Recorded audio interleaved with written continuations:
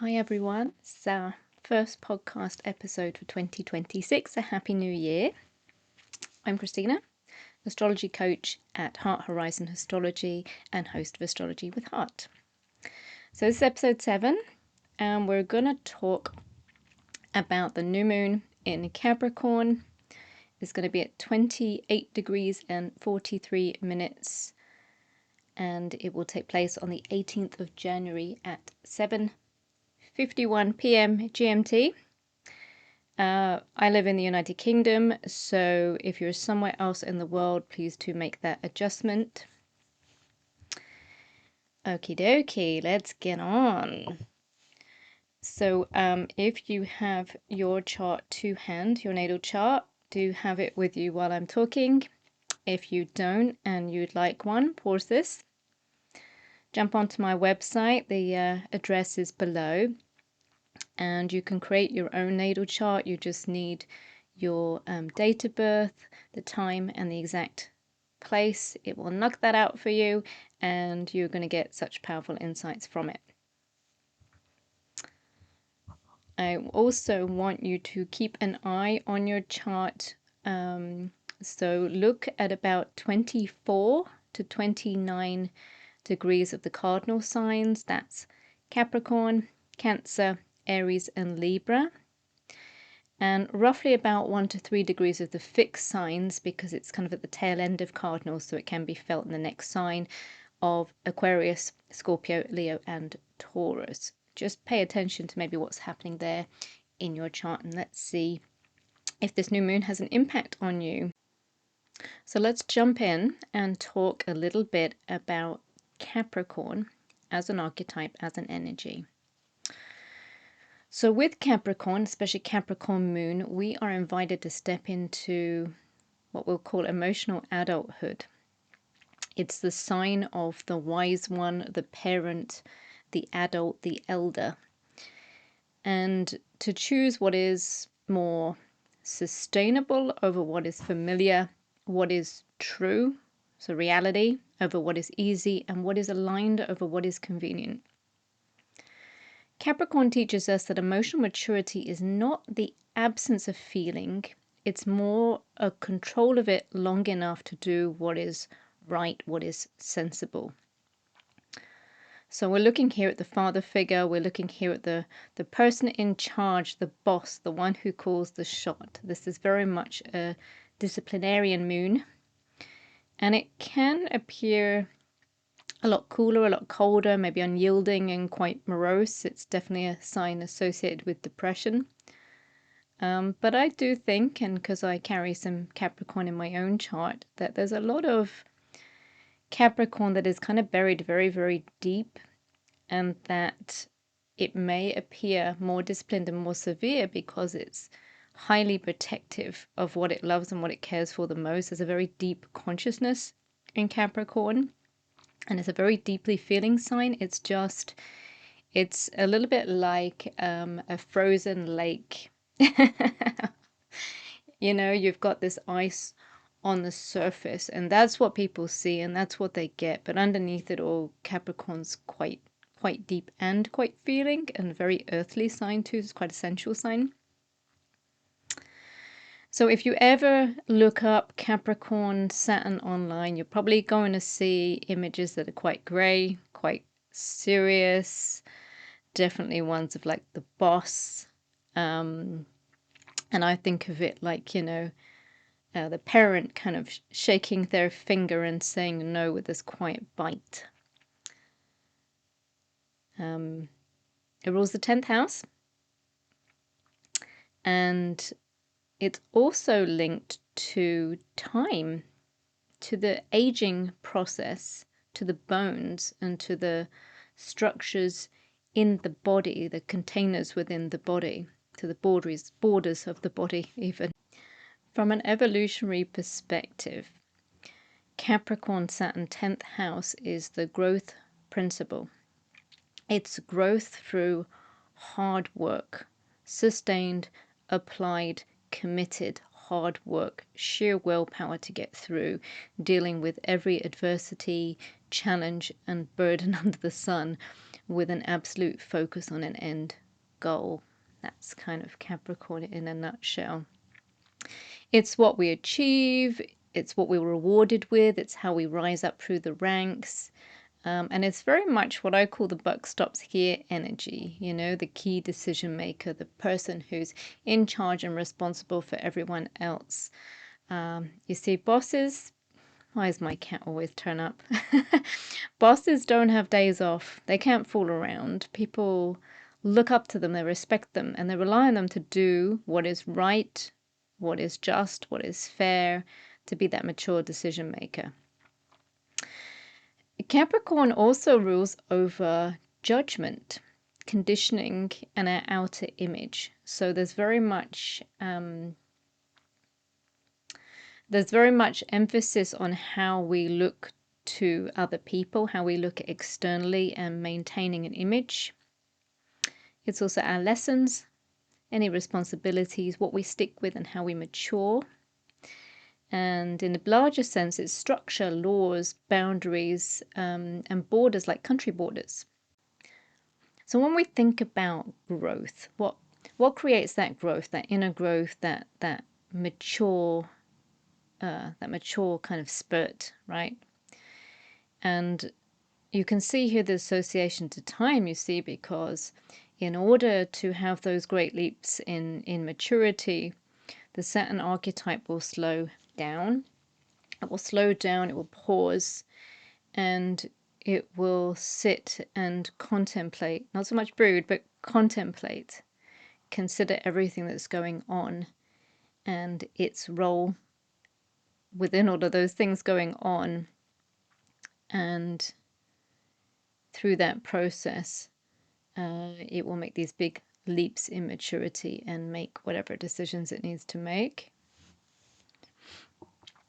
So let's talk a little bit about the shadow, the kind of the more unhealthy side of Capricorn. And, you know, it is a sign that does absolutely dedicate, commit, devote, and it's in it for the long game, which is a wonderful strength, right?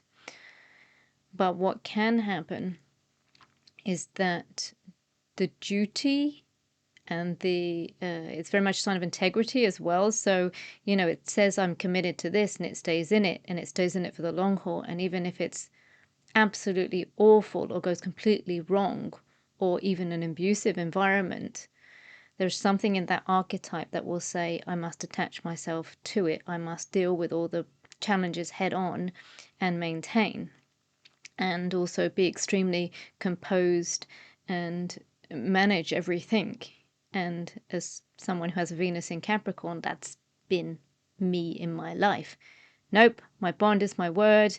I've said I'm going to do it. I'm going to do it. Hell or high water, I'm going to do it.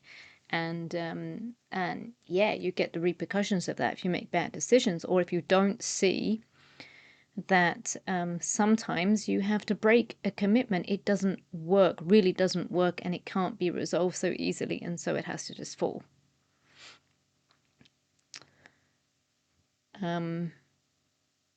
It's often the case, if you have Capricorn in your chart, that perhaps your early life, or that early kind of programming, was maybe quite traditional. Perhaps at times there was a lot of severity, a kind of punishment. There may have been some kind of strictness in terms of boundaries, or when things had to be done and how you had to be. So for me, I grew up in a very traditional household, where my father ruled the roost, and, you know, dinner was at 6. It wasn't dinner was when it's ready. It was dinner is at 6 every evening. That is when it was. And we ate at a big table. And, you know, if you weren't there, why weren't you there? Or you weren't going to have your dinner. Well, not particularly like that. You would get something. But, you know, there was a part regiment to it. And I think this comes up a lot if you have that Saturn there, that there is this kind of sense of tradition.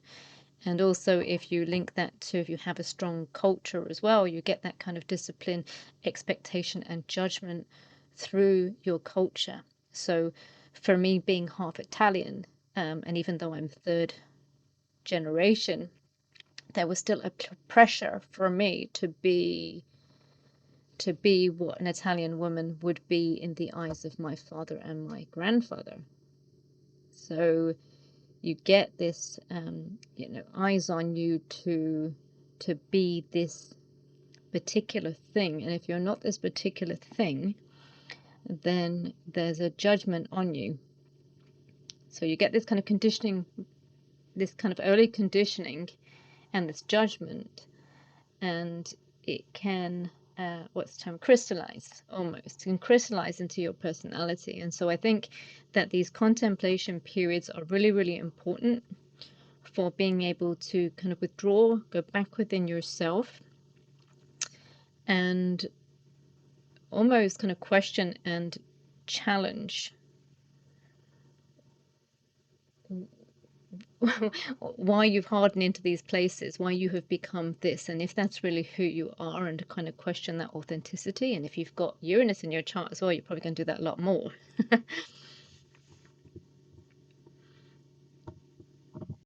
And just to continue from that, there may have been an expectation that you would apply yourself to something work related, because Saturn is also the sign of career and what we commit to long term. So when we're training towards something, when we're getting qualified, and when we're practicing something, and the ambition, and obviously the being the boss, right?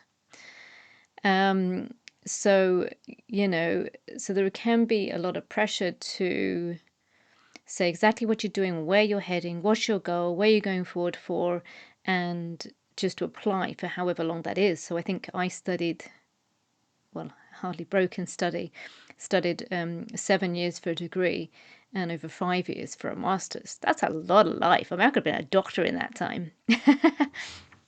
But it's kind of encouraged. There's an undertone to it, but it's encouraged that you do that you apply yourself. What it does do, however, is it kind of minimizes that feeling side, that everything must be a physical, tangible goal, right? And I think when always you're looking at the archetypes for balance, look to the opposite sign. So with Saturn, Capricorn, that's Cancer, the moon, yeah? Which is, you've got the Saturn being quite hard and brittle and crystallized, and then you've got Cancer being real kind of soft, where you've got Capricorn being kind of, I'm in charge, I'm directive, the boss energy. You've got Cancer of I support, I'm receptive, I'm open, I'm feminine. So, if you're following this goal, is this goal really something that you feel emotionally that you're invested in? So, get that balance,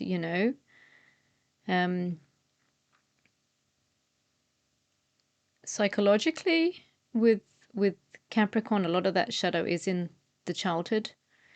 A child that had to grow up too fast, that was depended on and took responsibilities from a very early age. I did. And, you almost want to get back your child a little bit later in life. There's a sense of, I must be composed. If I feel something, I must push it down, I must bury it down, I must be composed. My strength is my being on top of things. My strength is being able to manage things. I can't collapse. I can't break.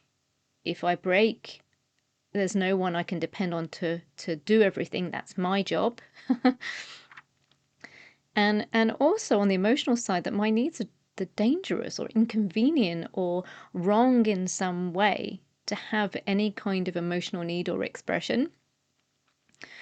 So you can get this almost this creation of an adult that is, hugely capable, very respected, hugely competent, but often emotionally starved, and having this feeling that anything good, anything pleasurable, or even love itself must be earned.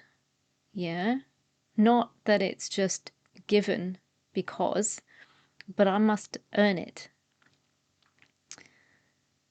Um, there's definitely there's definitely a need for composure that kind of creates a sense of safety, and that this thought that any kind of vulnerability, any kind of collapse is a liability. So before we jump into the chart section and we take a look at the aspects, and there are quite a lot of very heavy aspects going on at this time, I just want to talk a little bit about Capricorn as an energy right now and how that might impact on you. So I want you to consider this this aging, this maturity, right? And what happens as we age and mature? Well, we start to feel very serious about our life, and we start to make very committed decisions about the long term. So we grow up from being the child that's kind of exploring and experimenting and playing, and we move towards this space where we say, what do we really want going forward, to make firm decisions? And this could be you've been in a relationship for a while and you now starting to think that maybe this is the person for you, that you want to start building a life with more concretely. So maybe you're thinking of getting engaged, getting married. Maybe you're thinking that you don't want to move around anymore, you don't want to be ambiguous about your living situation, and you want to buy a home somewhere and build it into a true home. Um, maybe maybe work, you don't feel this is quite the fit for you. You're passionate about some other area or something else, or you want to qualify more in your area. You want to go up in the ranks. This is a great time to commit to long-term education and training. Okay, so we're going to jump into the chart now, and I'm just showing you here the full chart here with all the aspects. And I want you to look down to the bottom right quadrant here where you see the sun and moon together. And wow, just look at that amount of energy. I mean, we've got Mars at 26 Capricorn, Mercury at 26 Capricorn, the sun and moon at 28, and then we've got Venus at 1 Aqua and Pluto at 3 Aqua going on. And they're still in a conjunction, yeah, 28 to 3, it's 5 degrees. So that is a striking stellium going on in Capricorn. It's very, very serious. And we really do have to think about how we work with that energy. So we kind of don't want it to get too severe. We don't want the goal to supersede the emotion.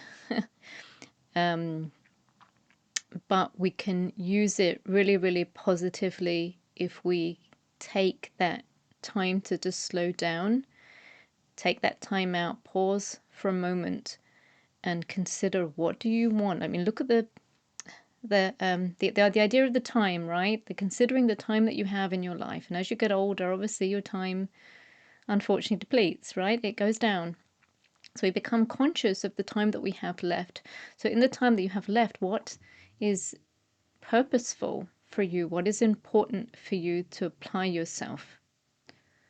And I mentioned before about committing to something in the long haul, committing to something that's serious and contractual and important and is going to bring you a greater degree of fulfillment in some sense, whether that be via your education and your work career, whether that be in your personal life through your relationships to others.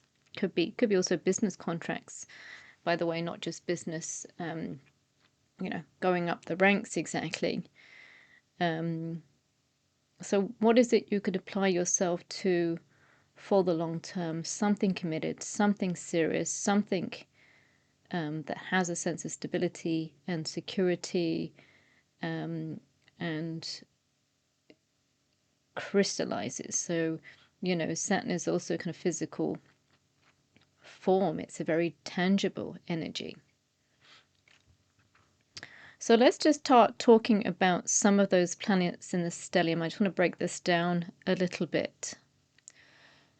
Mars is the energy of action, the energy of following a desire. I think that's a great one to start with. It's amazing that's right at the beginning there. It's like, what action can I take? What is that kind of seed of desire here for what I'm about to commit to?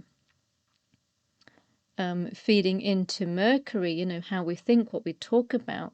So taking that the next step towards either having these kind of internal dialogues with ourselves, or by opening up conversations with other people, or exploring through data. So doing our own research into whatever that is. Hitting then on the new moon, and then moving into kind of Pluto and Venus both in Aqua. And I think when we look at Aquarius, Aquarius is more about future focused. So not just something that's going to be important right now. I mean, obviously you're committing long term, but I mean, not just what's in your head is important right now for you, but what will be important, that looking ahead, that kind of innovative edge to it as well, because Aquarius is always like 10 steps ahead. Yeah, it's not just looking at the present moment. It's really what is coming down the track. What can I get an early kind of hook on here? It's also a sign of freedom and liberation, and just taking it in a slightly different space here. I mean, sometimes with Saturn, we can kind of really crystallize and hold on to something too long out of a sense of duty. But I think the beauty of having that little bit of aqua energy in this too is that it breaks, it dismantles some of that, because aqua is kind of rebellion, liberation, freedom. It also could be, what can I apply myself to now that breaks me out from the monotony of where I am? Maybe I've got a bit stuck and stayed where I am, and I need to do something fresh, and I need to pick something and be purposeful about it to move myself out of a particular situation, whether that's a working environment that isn't feeding you, like maybe you can't move up or even sideways in it. And whatever you can apply yourself to, you can requalify or do something else that's going to give you more opportunity, and more opportunity that will take you into a future, which with anyway, having Pluto in Aquarius is our evolution. That sense is so unbelievably fast. We've got the advent of AI going to make a huge big impact, already has in the space of a few years. Imagine what 5 years will be like. So you really do have to put yourself slightly ahead of the curve here, because if you are investing in any qualification over a period of time, things do change. So will it be responsive to those changes? Is it something that's adaptive? Or maybe you need to do a succession of shorter qualifications over that long time that will account for those changes. So as I really do slow down and think about those decisions, scope them out, and be pretty certain. Because if you're committing to something and it's serious, you need to be pretty certain about it, that it's the right move to make for you. What we're also seeing is a trine to Uranus in Taurus. It's currently retrograde motion, so it's going backwards. And I kind of like that as well, as it ties into this new moon, because Taurus is a fixed sign. Well, as is Uranus, Aquarius is also a fixed sign, but it's very much about security, stability, and building things up from the roots. Well, building things up, but also rooting them down. And so I think that this planning forward, this creating this kind of future of whatever it is with that trine, which is an easy flow, nicely flows into it, says that this is lining you up for a stronger sense of security and stability. You're rooting forward now. So, you know, you can actually afford that little bit of risk of radical change that's Uranus in order to do that. As a second chart here, just to say as well, if you're listening to on the podcast, both the charts are available in the blog post I've got. The links are below, so just take a look at them as you're listening. Obviously, if you're on the video, you can see them. So this chart here, I've just simplified the chart and I'm just showing you the aspects to the new moon. And you can see all blue, which means they're really nice. We've got a trine aspect, so we've got a supportive, positive aspect to the ruler Saturn, which is also in a conjunction with Neptune at the moment in Pisces. And then we've actually got a trine. I know it looks like two sextiles, but that's actually a trine to Uranus and Taurus, which we spoke about. So both of those are hugely supportive. And this Saturn-Neptune one, you know, this conjunction has been moving forward for quite some time now, and it's going to start to separate soon. But what's quite nice with Saturn and Neptune is this kind of a container and the energy of bringing something into physical manifestation. So, you know, Saturn's linked to reality, to the physical, to society, but also with Neptune, which kind of seems very opposing because it being the dream, you know, the fantasy, something that's almost transcendental and ethereal and unreal. But the combination together can actually create this sense of the dream can become a reality. And yes, it has to be grounded, and yes, it's not going to be so fly away and fairy tale, but it's still possible. So maybe a case of, you know, you're probably not going to get the happily perfect marriage and home life, but you can secure a very healthy partnership right now, and you can get a home. Maybe it's not going to be a palace, but you can have that secure space in order for you to build. So it's possible.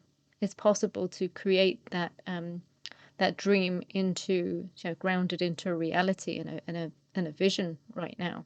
I think that's very, very strong. And I think that this new moon is really, really going to work into setting that up.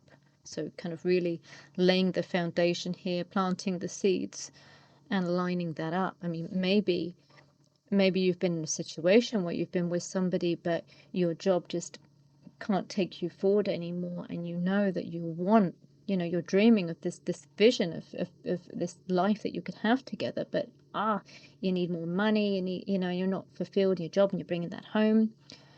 And so, you know, what if you said, well, you know what, I'm gonna switch, I'm gonna do something, I'm gonna apply, I've kind of toiled away and I've got some money together and I'm gonna go for it, because my dream is, my goal is that I want to have enough to have this really good life. I want to be able to confidently propose to my partner knowing that I've got a set. Do you know what I mean? I've got a set up. And that's just, you know, one example, but I think you can see how this kind of symbolically can work into that vision. Okay, well, I'm going to finish up as I usually do with one ritual which plays into the Capricorn theme, and then a few reflection questions which I think are especially prominent right now considering Capricorn and contemplation. So one ritual, and there's a few on my blog post if you want to see a few more. This one I really like. It's called the long-term vision mapping. And it's a chance for you to start sketching out some goals. So sketching out maybe a goal over 3 to 6 months, and then maybe a longer term over a year. and then 3 years. And this is wonderful for, the kind of 3 to 6 months is getting my foot on a ladder. In 1 year, I've kind of laid something down here. I've got a little bit of a foundation, and that 3 year could really be the end of some kind of qualification, or that could really take you forward, boost you forward. So to actually put down some timelines, structure that out a little bit, and put some of your research in there too. Even something I do is whenever I have a new kind of project, almost, is I have a new book. I get myself a really nice funky notebook, and I go, this is going to be my book on this project, and I start mapping it out. And obviously plans are going to change, and you can allow for that, but it's good to have something set there in writing. So let's just go through a few reflection questions that you can think about as we're coming up to this new moon on the 18th. So here it goes. I'm going to pick out 3. Excuse me. I'm going to pick out 3, and then you can read the others on the blog post if you wish. So what does self-respect look like in practice? What am I building that actually matters? And this one here, I really like this one. This relates back to what I said about conditioning. What version of myself am I becoming? Oh, actually, I'm going to do one more because this one's good too. What is the long-term version of the life I want? So really kind of keep those in mind, stack those together, maybe have them when you're doing that long-term vision mapping kind of written ritual. And yeah, this is just an absolutely amazing time to really just kind of future-proof your life, push forward, expand yourself in an ambitious way, become more responsible, but please don't forget the joy in it, because I think something that Saturn can do is it can kind of, everything can become very goal-driven, and you can forget that life is also pleasure and joy. And if you're committing to something long term, you definitely want to have allowances for that in there. So I hope that's been helpful for you. Thank you so much again for listening in. I really appreciate you. Thank you. All the links that I've mentioned are below to create your natal chart, to read the blog post in full. All the questions and different rituals are all in there. Please share, leave a review, comment, or come find me. I'm on Instagram, I'm on TikTok as well. I would love to hear from you, and I will be back in a few weeks.